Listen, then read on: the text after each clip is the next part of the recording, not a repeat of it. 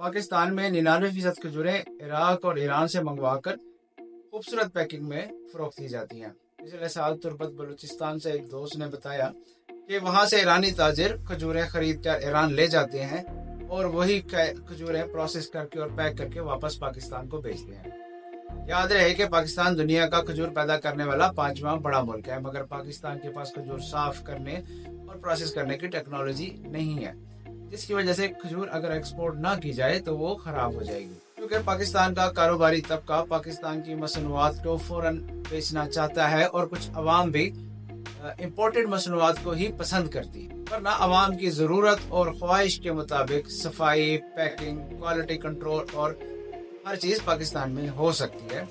इसी तरह गवादर से ट्यूना फिश ईरान जाती है और डब्बों में पैक होकर वापस पाकिस्तान में बिकती है। ऐसे ही बेशुमार मादनियात पाकिस्तान की सरजमीन से निकलती हैं और हम प्रोसेस करके रिफाइन करके नहीं बेचते। अगर किसी मामले में रिफाइन करते हैं तो मसनूआत तैयार नहीं करते। शायद सिर्फ कपास से लेकर धागा और कपड़े बनाने तक का काम किया जाता है।